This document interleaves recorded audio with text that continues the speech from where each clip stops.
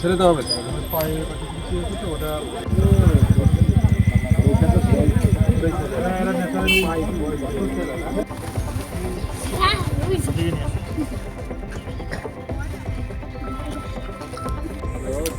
দাদু ভাই রাশেদ একটা ফোন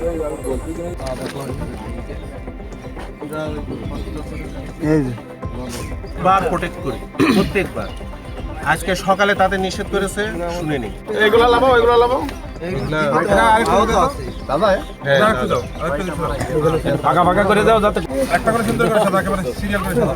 মাথায় দিকে দাও, মাথায় দিকে দাও, মাথায়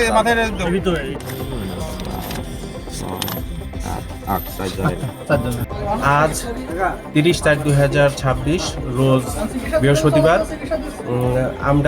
আমার কাছে বিকাল 4 ঘটিকায় একটা ফোন আসে, যে ফোনে আমি জানতে পারি যে আমাদের চুয়াডাঙ্গা সদর উপজেলার তিতুদহ ইউনিয়নের 62 নম্বর আরিয়ার যে কেরুর মাঠ, এই মাঠে কিছু শিকারীর দল তারা খরগোশ শিকারের উদ্দেশ্যে সেখানে আসে।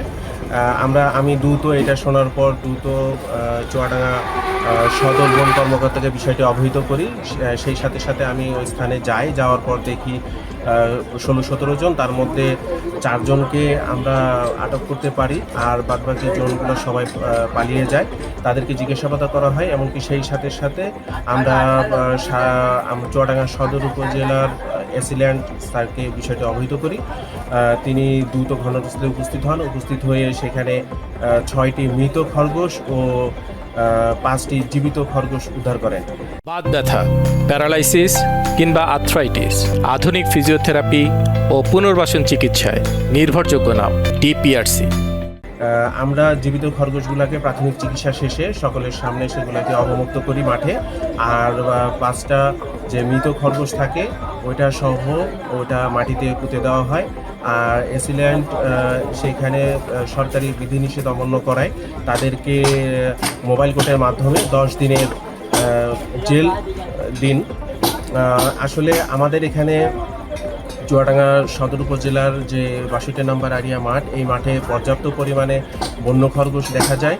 আমরা দীর্ঘদিন আমাদের সংগঠন Bangladesh wild life and nature initiative এই বন্য খরগোশকে সংরক্ষণের বিভিন্ন সময় বিভিন্ন জায়গায় প্রচারণা চালিয়ে আসছি। তারপরেও এখানে তারা এসে এই ধরনের কর্মকাণ্ড করেছে, যেটা আসলেই বন্যপ্রাণী সংরক্ষণের যে নিয়মটি তোয়াক্কা না করে এই বিষয়টি করেছে। আমরা চাইব যে পরবর্তীতে এই শাস্তিটা আরও নজিরবিহীন শাস্তি হোক, যার ফলে মানুষ যেন এই ধরনের কর্মকাণ্ড থেকে বিরত থাকে।